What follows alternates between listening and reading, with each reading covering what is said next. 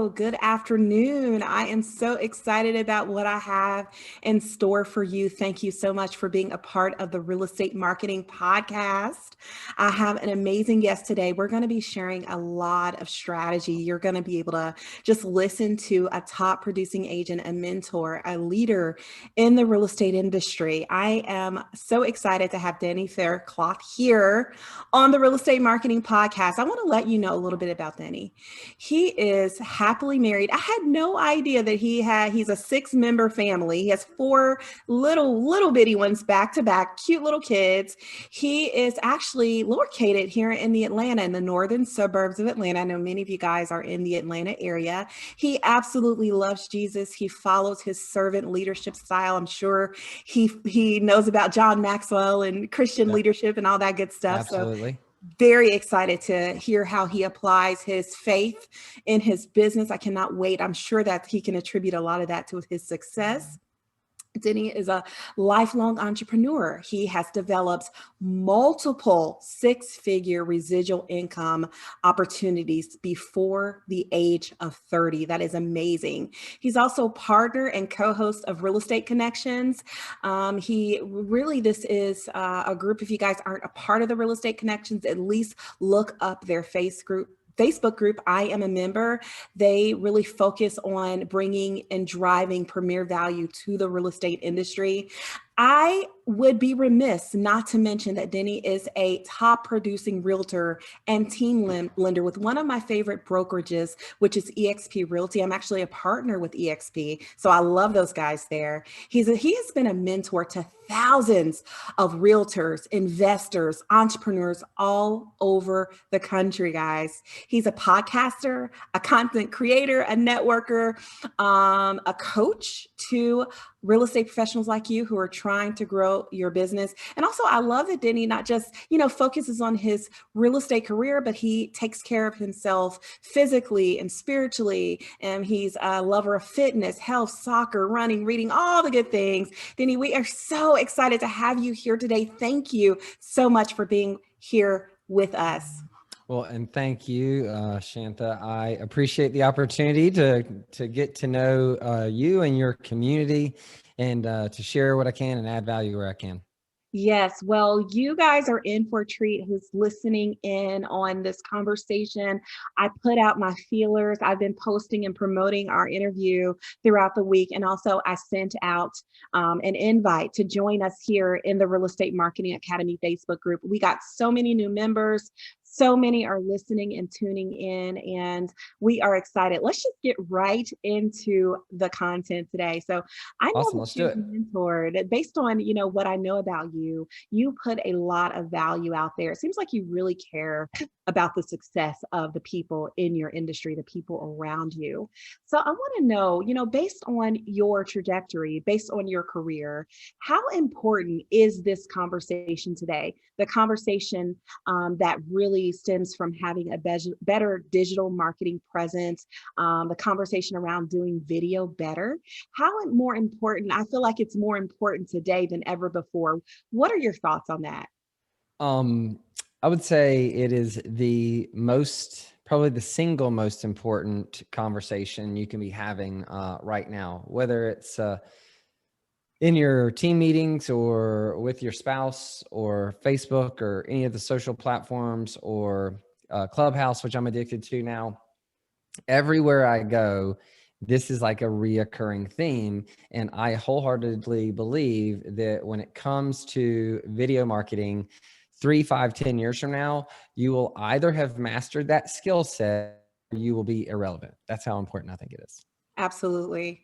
And we never want to be left behind, especially if we can help it. If we can do the things today to invest in our businesses for the future, it's just a win-win. So I think you're absolutely right. So let's talk about whether agents are new or established, based on your experience, what is the number one thing that new or established agents should be thinking about, especially as it relates to marketing, business development, lead generation? Can you let Um, me know about that? so In addition to, and I think we mentioned it in my bio, by the way, thanks for the introduction. Now I've got to spend like the next few minutes trying to live up to all that, which I'm not so sure I can, but we'll give it You're a doing shot. fine. And you mentioned early on, and I'm going to circle back to your question, but you talked about, the servant leadership and adding value and John Maxwell and all of those things. And that really came from before I got into real estate. And I'm going to bring this full circle. I spent the first really 15 years of my career. I did like most people. I was told to go to school, get a degree and go get a job. But I was really always entrepreneurial, never really into, jobs. I joke that jobs and me are like oil and water. They just don't go together because I have problems with authority. Yeah. But as I got out into the workforce, I was a financial planner initially with all my securities and insurance licenses. And then one of my clients recruited me into a network marketing company, and he quit shortly after that, but we became best friends. And many, many, many years later, he actually led me to Christ. I'd grown up in a lower middle class blue collar family, but it was not that we were poor, but my parents did send me to a private Christian school, and it was very much legalistic, which didn't go well with me and not liking authority. So I ran really far from God, and this guy Kevin, he brought me back. But one of the things, aside from leading me to Christ, that I can attribute or thank Kevin for, I owe him, is that when he recruited me into the network marketing industry, while he quit and left me, I fell in love with it. Was the first time I was introduced to the concept of personal development. And through this journey of Jim Rohn and Zig Ziglar and Brian Tracy and John Maxwell and all the Les Brown and all these like thought leaders, I later, looking back, realized that it's really just it's like following Jesus. They just removed Jesus from the equation and you get all the principles of it. So little did I know I was being courted all these years. But in the network marketing industry, aside from pouring into like personal development and growing spiritually and emotionally and getting better as a human, I think it was Jim Rohn always said you have to work harder on your business or on yourself than you do on your business. And Zig Ziglar would say, if you just help enough other people get what they want, then you get what you want. And so that's really what I was focused on. But in that, as a network marketer, there are a bunch of independent distributors. And so aside from leadership skills, you have to get really, really good at sales and marketing and business development. You are an independent business owner. And so I rose to the top of that industry. Like you said, multiple six-figure earner, had 40,000 people in my organization all over the world and still get that income today. But in that, I learned a lot of really cool things about marketing and business development. And so when I got into flipping houses and became an investor, and then Peter and I started Real Estate Connections and mentoring investors, I never really thought I would do the retail real estate, the realtor world. Not because I didn't like it or there wasn't any, they don't serve a great purpose. It's just that I had moved on to the business owner and investor quadrant. If y'all have read Rich Dad Poor Dad or Cash Flow quadrants. Mm-hmm. But then as I got my license, was introduced to EXP, I really got into it first to mentor other realtors. Like I'm really big about mentorship. Like it has meant a lot to me in my life. And I want to pass that on to the next generation because I'm sure Brian Tracy and Zig Ziglar got it from someone else too, right? These are all just timeless principles. And I'm going back through Think and Grow Rich right now, which I would highly recommend to everyone. And so that was the foundation. I'm sorry? Napoleon Hill. Yes, Napoleon Hill, Think and Grow Rich. But that was the foundation of which I entered the industry as a realtor just 2 years ago, and ended up doing about a little over $5 million in my first year, and just shy of that my second year. And I'm just starting my third year, and I'll probably close that in the first half of this year. So I'm looking to hit like 8 to 10 this year if I can. But what I realized is that this whole life, and this is one thing I think I would say to the new person, is that you need to give yourself some grace. Like don't compare yourself to me or anyone else. There's people that outproduce me 100-fold. I've met a lot of them on Clubhouse. But everyone has their own journey, and you can't look at your results when you don't compare the other person's 40 years of experience to the fact that you're just getting started. So, I had marketing and sales and relationship and personal development and all these things that I've done, which led to a lot of my early success as a realtor. But the number one thing that stood out that I would say that everyone needs to lean into, and this takes me to your question, is that I realized that while there's 2 million other realtors or other agents and about 1.4 million realtors, the number one thing people I hear new agents say is like, how do I compete with all these people that are established? Like, I just got into the business. Why would someone use me? And the answer is because the only thing that can't be copied is you. So I Yeah. learned really quick that a personal brand is the only way you can stand out from the crowd. Like, if your brand is Realtor Bob with Keller Williams, like, you will be irrelevant. Nothing wrong with Keller Williams and nothing wrong with your name being Bob, but that's not your brand. Yeah. Yeah. There's hundreds of thousands of other Keller Williams agents, and there's Absolutely. probably hundreds of thousands of other Bobs, Yeah, I but was just on this conversation. I was just on a call this today with someone who was, like a prospect, and they were asking me how to brand themselves aside from a team that they just left. And unfortunately, they spent years on this team being branded as a member of this team. And so right. now that they were trying to do something on their own and gain some independence aside from a team, they're having to really start over with their brand because they didn't really identify what their personal brand was. So you're absolutely right. So in my opinion, your brand is not real estate. It's not your brokerage. It's what makes you uniquely you. And I'm sure you've read a lot of the same books and have a lot of the same thought leaders that you follow. But Gary Vaynerchuk has this, it's jab, jab. It's right over there across the room. Hook. I always forget if it's cross or hook. It's In boxing, yeah. the jab is what sets up the knockout, and the hook is the knockout blow. So too many realtors, they all they talk about is real estate, real estate, real estate, real estate, and that really alienates their following, their friends and their family in their warm market. And it's the same thing all the other realtors are doing. So if you want to stand out, the jab is getting people to fall in love with you. It's, for me, my family, my faith, my fitness journey, all the things you touched on. Like, that's in my bio, because if you are into faith or you're into fitness or you're into family and marriage and parenting, like, you're instantly, whether you know it or not, you're going to have an affinity for me, because you're like, oh, okay, he's like me. And that doesn't mean everyone will, but right, it's connecting with the audience you want to connect with. And so many people try to, be all things to all people, and they end up being nothing to no one. And a Yeah. personal brand will have you stand out and connect with the people that you want to do business with. Absolutely. And I've learned that it's a great way.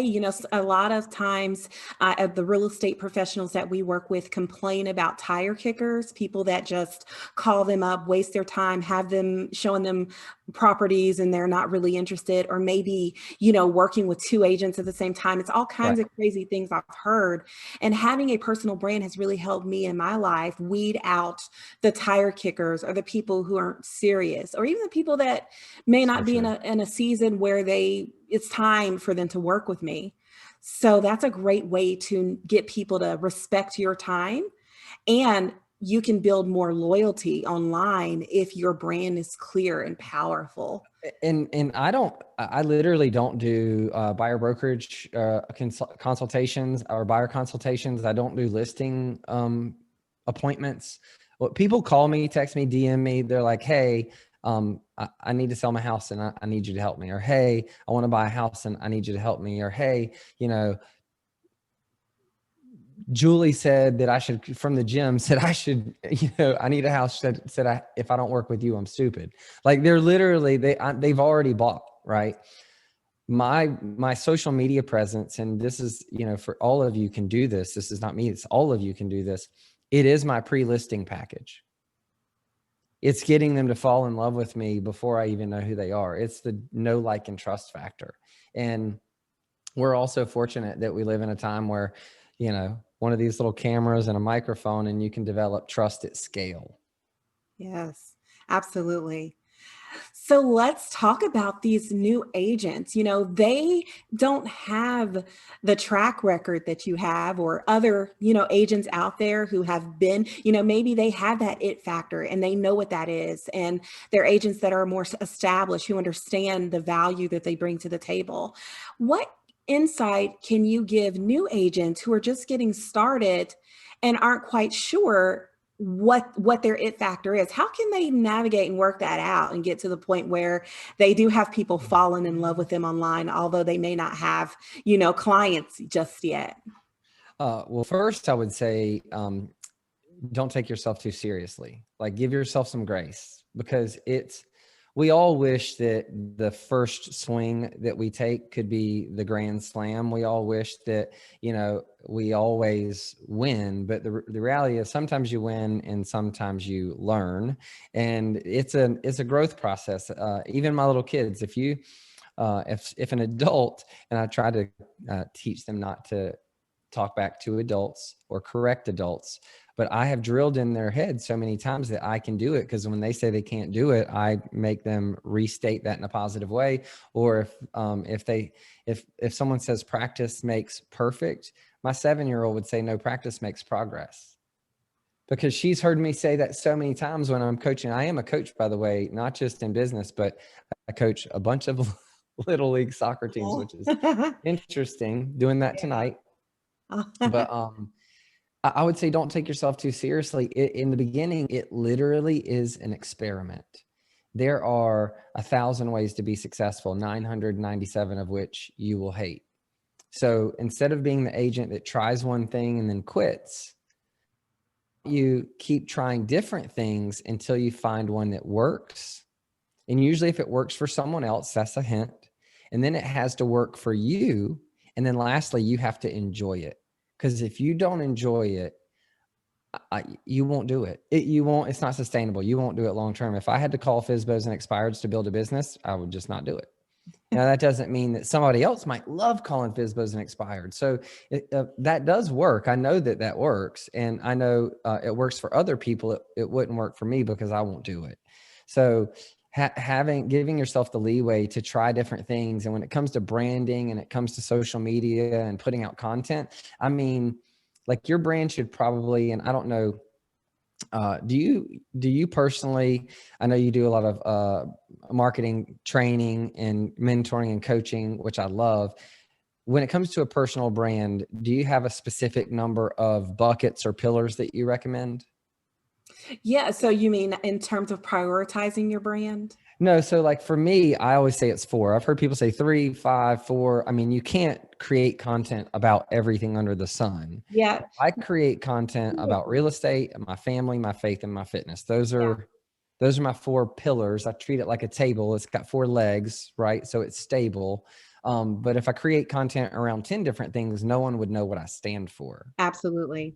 Yeah, you So need clarity when it comes to your brand, consistency and clarity. love And so that. if you're speaking then for me personally, more than 2 things, you're going to confuse your market. You Right. have to look at your message and go, okay, who am I trying to reach? And if you're speaking about something like you know, if you're talking about your faith, and I don't respect that, or that makes me, you know, feel totally different than happy, I'm not going to want to Right. work with you. So you have to speak the language of your audience, of who you're trying to attract, and you don't want to be all over the place either. So So yeah. having said that, here's my caveat. In the beginning, I'm giving you permission to make a mess, because what you don't know in the beginning is like what you're going to enjoy. Again, you have to enjoy it talking about, and what your audience is going to want to hear from you. So I do a video challenge for realtors, and I'm just literally trying to get them to go live all the time for like 21 days straight, because I'm getting them to try to figure out, like, what do they like to talk about? What do they not like to talk about? What does their audience like and not like? So your brand in the beginning can be a work in progress, but at some point you want to fine tune that and drill it down to what are the couple of things that you're going to create content in. And then that's going to be your brand. And in considering that, it has to be content that resonates with your target market. So back to like, what's this person need to do to compete with the people at the top? Well, you need to develop a brand, identify a target market, and then create content around that until you start to get positive feedback in the form of direct messages and emails and phone calls and clients and money. But to do that, if content is, kind of the key, well, the pinnacle of content is what you talked about earlier, which is video. And Yes. whether you're new Yes. or seasoned, if you're Yeah. not creating a brand and leveraging video on social platforms, like you're missing an opportunity. Absolutely.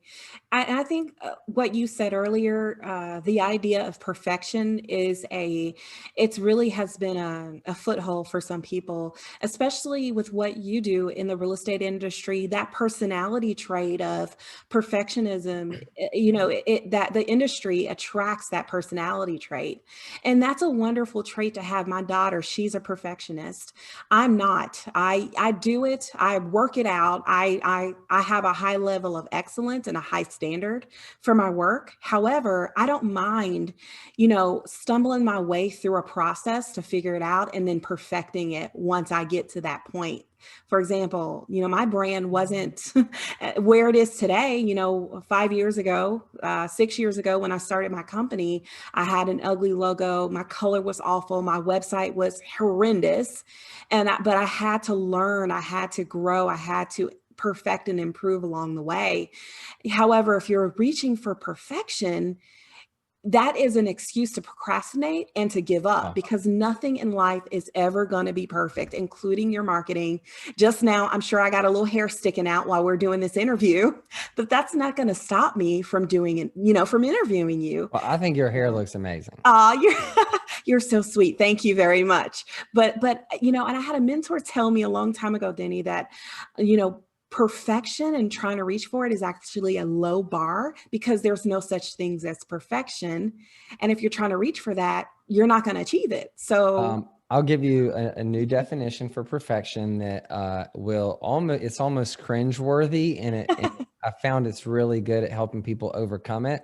And okay. that is perfectionitis, which I love that you said leads to procrastination. 100%. That is the core of procrastination, is wanting it to be perfect before you release it.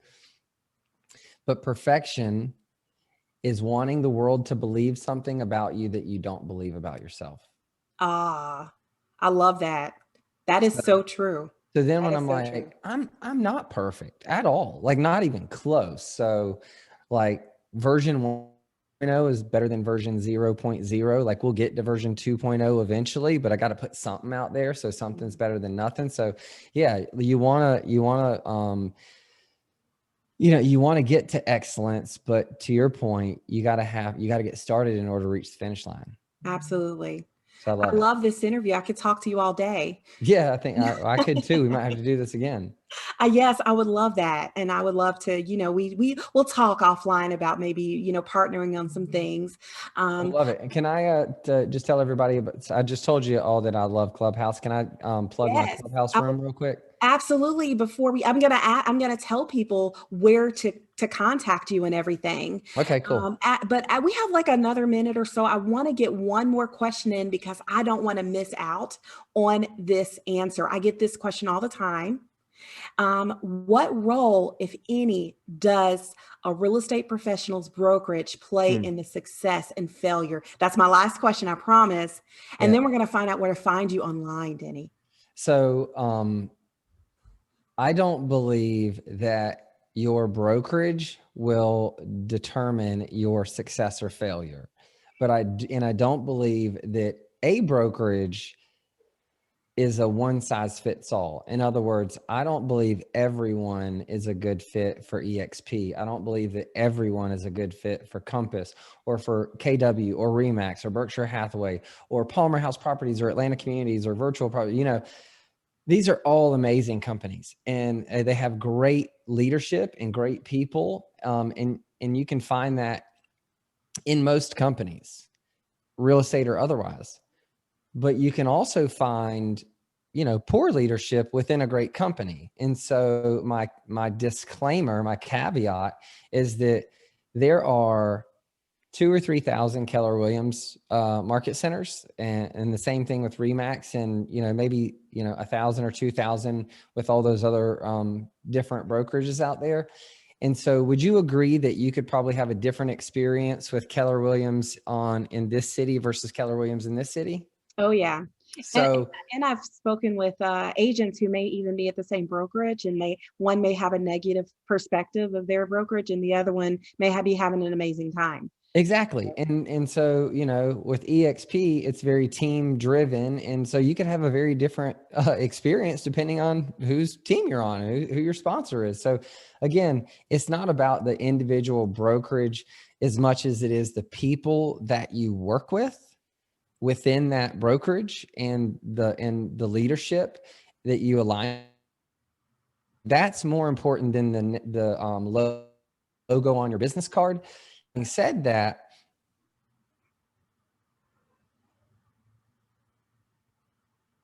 it depends on your business. It's about finding the right fit for you, not the right fit for everybody else. So it's hard to ask other people like, hey, what brokerage should I be with? Well, I don't know. I don't live your life and have your desires and your passions and your dreams and your needs and all of those other things. So I do think that there's some brokerages that are better for high-end luxury international buyers because they have a reputation for that. And then I do believe that there's better brokerages for people who are less entrepreneurial and want more infrastructure and support. Like the brokerage is going to do a lot of things for you, but you're going to pay for those things. You know what I mean?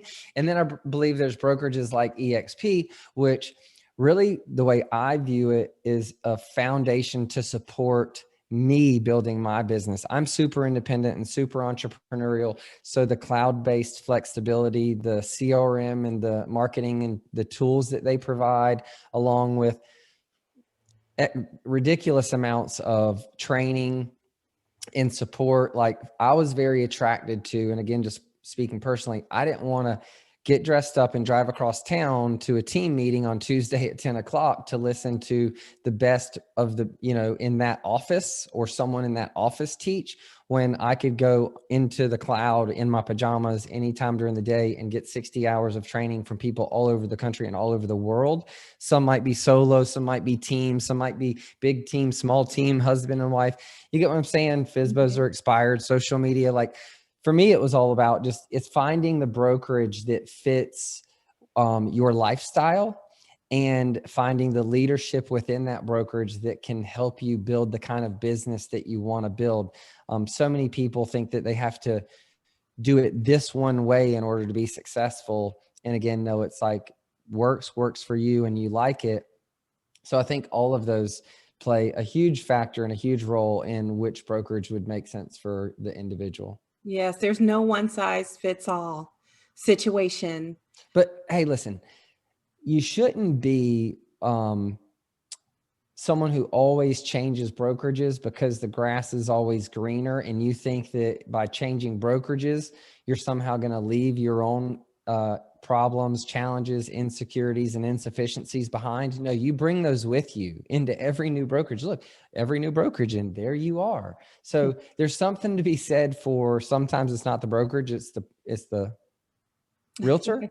Right. But in the beginning, if you do what we're talking about, if you brand yourself and not your brokerage, people never even ask me what brokerage I'm with. I could leave EXP tomorrow and go join Compass and no one would even know, or I could leave Compass and go join England Volkers and no one would even know, because I'm not waving that flag.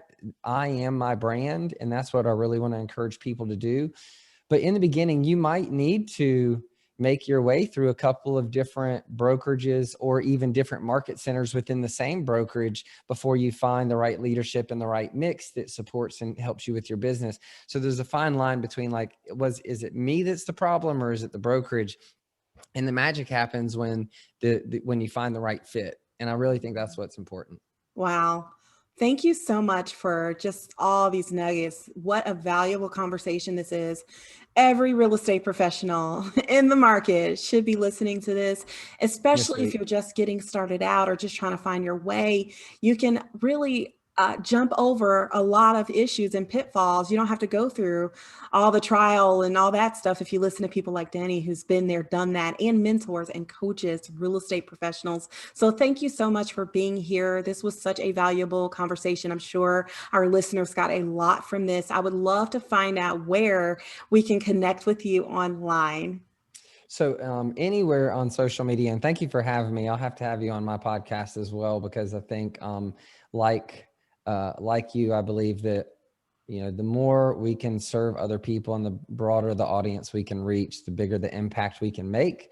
So anywhere on social media, I am at Denny Faircloth, first name, last name. But where I spend most of my time is within my Facebook group, which is Real Estate Connections. By the way, if you are anywhere within driving distance of Atlanta, Georgia, as soon as this pandemic thing blows over and we start our monthly meetings back, you have to come visit with us. It's the first Thursday of every month, but you can get connected with us on Facebook. Real Estate Connections is the group.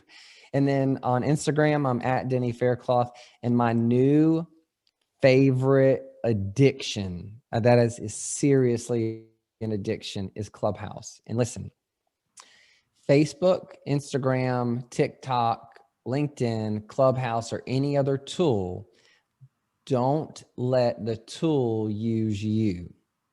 You use the tool. If you're scrolling through Instagram, or if you're hanging out on Facebook, or if you're hanging out listening on Clubhouse, you're wasting your time.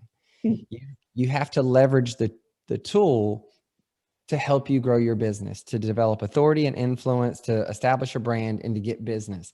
And so the thing I love about Clubhouse is it's the closest thing I found to replacing our in-person networking event.